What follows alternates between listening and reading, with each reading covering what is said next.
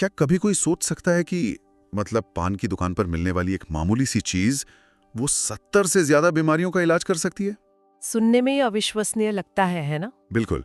और आज हम एक ऐसे ही चौंकाने वाले दावे की तह तक जाने वाले हैं, और ये दावा खाने वाले चूने के बारे में है। हाँ, आज की हमारी जो पूरी बातचीत है उसका आधार the healing virtues of edible lime नाम के एक लेख से लिए गए कुछ हिस्से हैं। अच्छा। और ये लेख चूने के कुछ ऐसे औषधीय गुणों का दावा करता है जो सच में बहुत हैरान करने वाले हैं। तो आज हमारा मकसद साफ है। हम ये समझने की कोशिश करेंगे कि ये लेख क्या दावे करता है, मतलब हड्डियों के स्वास्थ्य से लेके बच्चों के विकास तक और प्रजनन क्षमता तक भी। हाँ, और सबसे जरूरी बात, इसे इस्तेमाल करने का सही तरीका क्या है और किन लोगों को इससे बिल्कुल दूर रहना चाहिए। तो चलिए शुरू करते हैं। चलिए, तो सबसे पहले और शायद सबसे बड़े दावे से शुरू करते हैं, स्पॉन्डिलाइटिस। ये नाम सुनने में काफी गंभीर लगता है भी।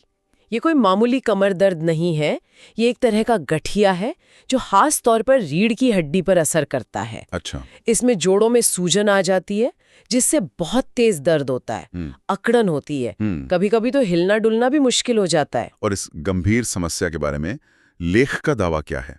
लेख का दावा बहुत बहुत बड़ा है। वो ये कि चूना इस बीमारी को पूरी तरह से ठीक कर सकता है। पूरी तरह से? हाँ, और वो भी बहुत जल्दी। और खुराक भी बहुत कम बताई गई है, रोजाना सिर्फ गेहूं के दाने के बराबर चूना। बस गेहूं के दाने के बराबर? ये तो बहुत ही कम मात्रा है। और इसे लेने का तरीका क्या बताया गया है? तरीका काफी आसान है।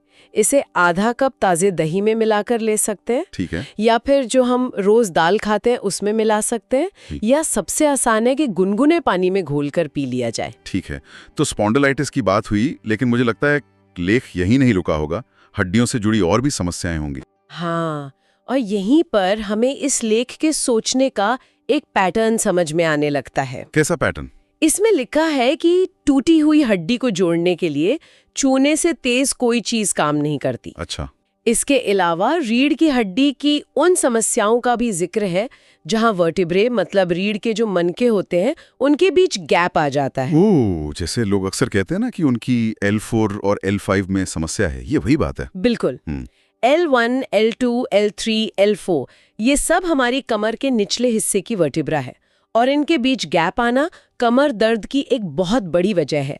लेख का दावा है कि चूना उस गैप को भी भर सकता है। तो मतलब हड्डियों को जोड़ना, रीढ़ की हड्डी के गैप को भरना, स्पॉन्डिलाइटिस का इलाज, इन सब में कॉमन धागा तो दिख रहा है। हाँ। तो लेख का असल तर्क क्या है? ये सब कैसे काम करता है? देखिए, लेख सीधे सीधे कोई वैज्ञानिक प्रक्रिया नहीं समझाता, लेकिन इशारा बिल्कुल साफ है। क्या? तो उसका मानना है कि ये सारी समस्याएं शरीर में एक ही मौलिक चीज की कमी से हो रही हैं, सही तरह का कैल्शियम। और ये पत्थर वाला चूना उस कमी को पूरा करने का सबसे शक्तिशाली तरीका है। तो ये सिर्फ एक सप्लीमेंट नहीं है? नहीं, बिल्कुल नहीं। इसे एक रिपेयर टूल की तरह पेश किया गया है। Repair tool? जी। ये दिलचस्प है। क्या इसमें रोजमर्रा की छोटी मोटी तकलीफों का भी जिक्र है? हाँ, बिल्कुल है। लेख में एड़ी के दर्द और पंजों के दर्द जैसी आम समस्याओं का भी जिक्र है। अच्छा, ये तो बहुत लोगों को होता है। बिल्कुल। और इस स्रोत के मुताबिक चूने का सेवन इन दर्दों को भी ठीक कर सकता है। तो आप देखिए इसका दायरा कितना बड़ा है, स्पॉन्डिलाइटिस जैसी गंभीर बीमारी से लेकर रोज होने वाले एड़ी के दर्द तक। तो हमने देखा कि लेख के अनुसार चूना शरीर के ढांचे को रिपेयर करने का काम करता है, लेकिन बातें खत्म नहीं होती। नहीं, ये इसे सिर्फ रिपेयर का नहीं बल्कि निर्माण का भी एक जरिया बताता है, खासतौर पे बच्चों के विकास के मामले में। ये बिल्कुल सही कनेक्शन है।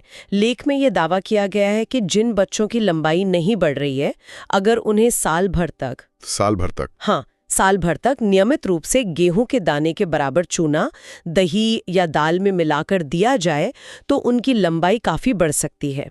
ये कई माता पिता के लिए एक बहुत बड़ा और ध्यान खींचने वाला दावा है। बिल्कुल है। एक मिनट, यहीं रुकते हैं। इसी के साथ एक और दावा है जो शायद इससे भी कहीं ज्यादा बड़ा और गंभीर है। हाँ, और वो दावा मतिमंद यानी मेंटली रिटार्डेड बच्चों से जुड़ा है। इसके बारे में क्या कहा गया है? लेख में चूने को ऐसे बच्चों के लिए सबसे अच्छी दवा बताया गया है। सलाह दी गई है कि ऐसे बच्चों को 2 से 3 साल तक लगातार चूना खिलाने से फायदा होता है। ये एक बहुत ही असाधारण दावा है।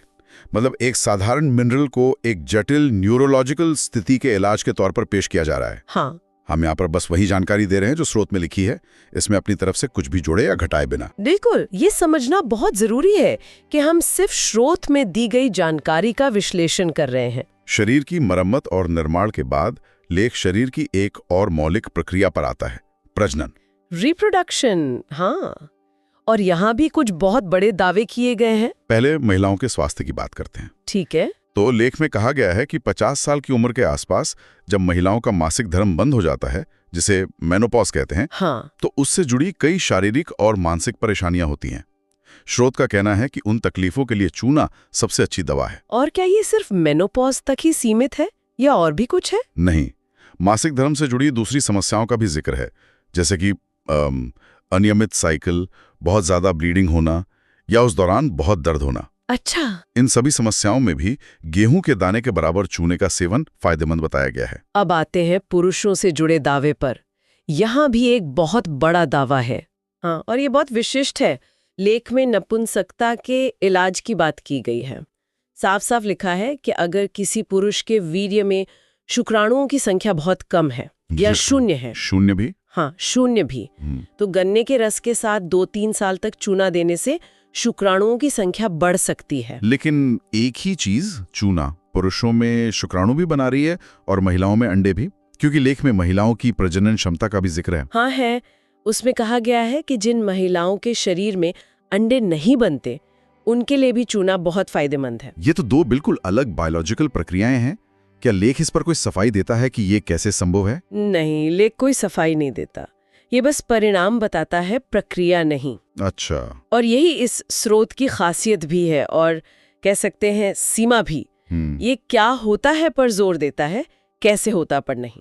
इसका तर्क ये लगता है कि चूना शरीर की मौलिक प्रणाली को ठीक करता है, जिससे प्रजनन अंग अपना काम सही से करने लगते हैं, चाहे वो पुरुष हो या महिला। एक बहुत ही समग्र, मतलब होलिस्टिक दृष्टिकोण है। ये तो शरीर के लगभग हर मुख्य सिस्टम को कवर कर रहा है, लेकिन मुझे लगता है सूची यहीं खत्म नहीं होती, कुछ और बीमारियां भी हैं। हाँ। जब मैंने पढ़ा कि ये पीलिया जैसी बीमारी को भी ठीक कर सकता है तो मैं सच में चौंक गया। हड्डियों तक तो बात समझ आ रही थी क्योंकि कैल्शियम का कनेक्शन है, लेकिन पीलिया का चूने से क्या लेना देना हो सकता है? आपका सवाल बिल्कुल जायज है। पीलिया मतलब जॉन्टिस, वो तो लिवर से जुड़ी समस्या है। बिल्कुल।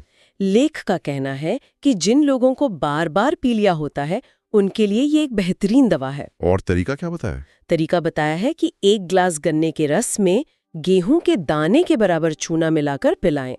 दावा है कि इससे पीलिया जल्दी ठीक होता है और दोबारा होने की आशंका भी कम हो जाती है। ये कनेक्शन तो वाकई हैरान करने वाला है। और दांतों की समस्याओं का क्या?